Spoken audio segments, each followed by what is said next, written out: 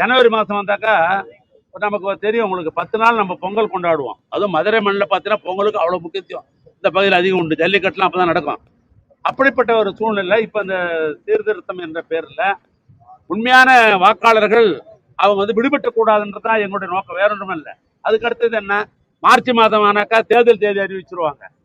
ஒன்று தேர்தல் தேதி, இன்னொன்று பொங்கல் விழா, தமிழனுடைய அடையாளமாக இருக்கிற பண்பாட்டு விழா அது.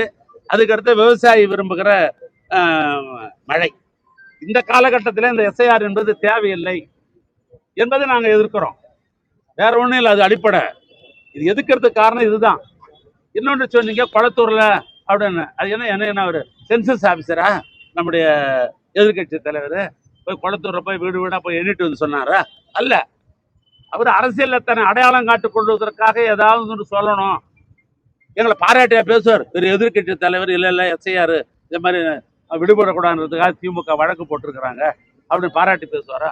நாங்கள் எதை சொன்னாலும் சரி, நாங்கள் தொடர்ந்து எதை நல்லதை சொன்னாலும் சரி, தன்னுடைய எதிர்கருத்து தான் அவர் வைப்பார். ஏன்னா தன்னை அடையாளம் காட்டிக் கொள்வதற்காக அந்த விஷயத்துல காட்டியிருக்கிறார். அதை விட என்னன்னா, என்ன இந்தியாவில் இருக்கிற எல்லாமே எஸ்ஐஆரை பொறுத்தளவுக்கு தன்னுடைய கருத்தை சொல்லுகிற பொழுது யாரும் எதிர்த்தான் கருத்து சொன்னாங்க, இவர் மட்டும் ஆதரிச்சு கருத்து சொல்றாரு. அதுக்கு என்ன ஆதரிச்சு கருத்து சொல்றது என்ன காரணம்? ஒன்றிய அரசாங்கம், பாரதிய ஜனதா என்பது ஒன்றிய அரசாங்கம், அந்த அரசாங்கம் தான் சொல்லுது தேர்தல் கமிஷனுக்கு. ஆனா அவரோட கூட்டணி அமைச்சிருக்கிற காரணத்தினால் அவங்களுக்கு ஒத்துக்குகிறார்.